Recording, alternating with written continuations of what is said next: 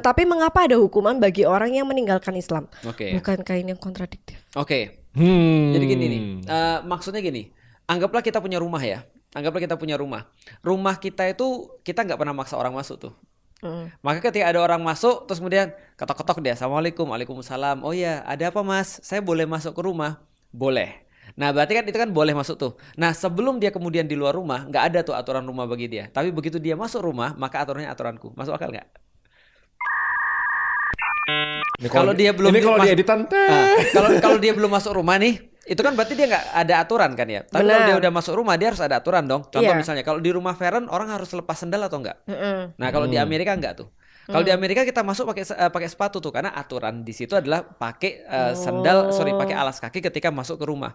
Tapi di Asia biasanya dia lepas sendal ketika di rumah, betul kan ya? Contoh lagi, apalagi misalnya aturan di rumah Feren. Misalnya contoh di rumah Feren kalau misalnya pas ke WC itu setelah misalnya dia pakai WC-nya itu harus dibersihin lagi atau enggak? Dibersihin lagi. Nah itu aturan tuh. Nah berarti kalau dia udah masuk berarti dia ikut aturan. Tapi kalau dia misalnya belum masuk, dia nggak akan dipaksa.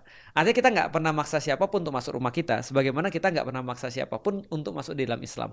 Tapi begitu dia ada di dalam Islam, dia harus ikut aturan. Bentar, tapi tidak ada paksaan dalam agama. Itu aturan tuh bukan? Tidak ada paksaan untuk masuk di dalam agama Tidak Islam. ada paksaan. Ini kan rumah nih. Iya. Lu mau ngotot mau enggak dipaksa. Rumah itu Islam. Iya kan? Lu nggak maksa kan orang masuk ke rumah itu kan. Tapi kalau udah masuk rumahnya lu harus ikutin aturannya. Betul.